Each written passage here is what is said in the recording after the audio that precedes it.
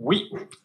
Madame la Présidente, merci Monsieur le Vice-président, chers collègues. Depuis le début du nouveau mandat, bien que cette évaluation publique des politiques régionales de l'article 86B alinéa 4 ait survécu au toilettage radical du règlement intérieur et de la démocratie, aucune délibération annuelle sur les regards statistiques du bien-être en Occitanie n'a été présentée devant notre Assemblée.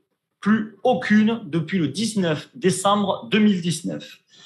Mais qu'en est-il réellement? Selon un chiffre clé de l'INSEE, paru le 31 janvier 2023, l'Occitanie se place au deuxième rang des régions métropolitaines où le chômage frappe le plus nos concitoyens, au troisième rang des régions métropolitaines où les revenus sont les plus faibles, au quatrième rang des régions métropolitaines où la pauvreté sévit le plus.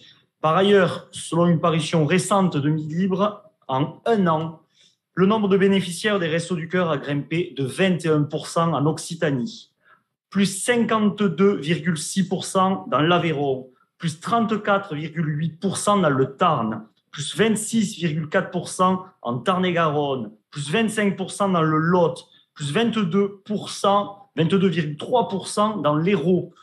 De même, selon la Fédération française du bâtiment, la production de logements neufs individuels a chuté de 32% l'an dernier en Occitanie.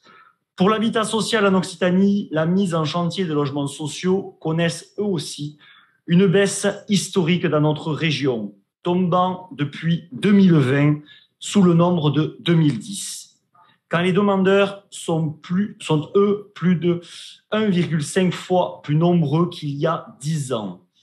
Enfin, d'après le site villedata.com, rapporté au nombre d'habitants, l'Occitanie est également au quatrième rang des régions métropolitaines où l'insécurité frappe le plus, avec plus de 300 000 crimes et délits dans notre région. Alors, Madame la Présidente, il semble que le sujet mérite d'être traité convenablement lors d'une prochaine délibération et non au détour d'une question orale.